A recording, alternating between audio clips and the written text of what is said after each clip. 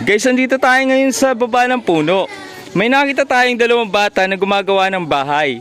Tinanong natin sila kung anong tawag sa bahay. Ano ang tawag dito sa bahay? Treehouse. Aba, may sumagot galing sa taas. Hanapin natin kung sino yon. Alamin natin, parang tunog ng unggoy. Ayan. Ayun, may nakita tayo. Bumababa. Si Mojo Jojo. Ayan, nakalambitin siya. At makapanood natin kung paano siya bumagsak. Ayun. Masakit ba? Anong pangalan mo?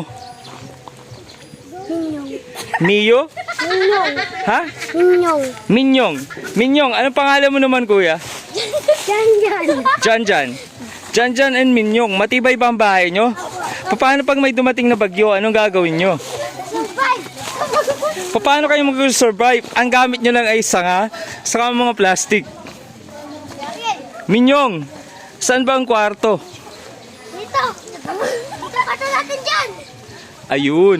Napakaganda naman ng bahay na to. Meron pa silang timba na may lamang bato.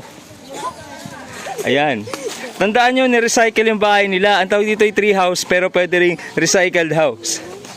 Ba't may kordon ka? Ipantatali mo ba yan? Ha? Ba't may kordon? Ba't may cordon daw? Ayan, hawak mo.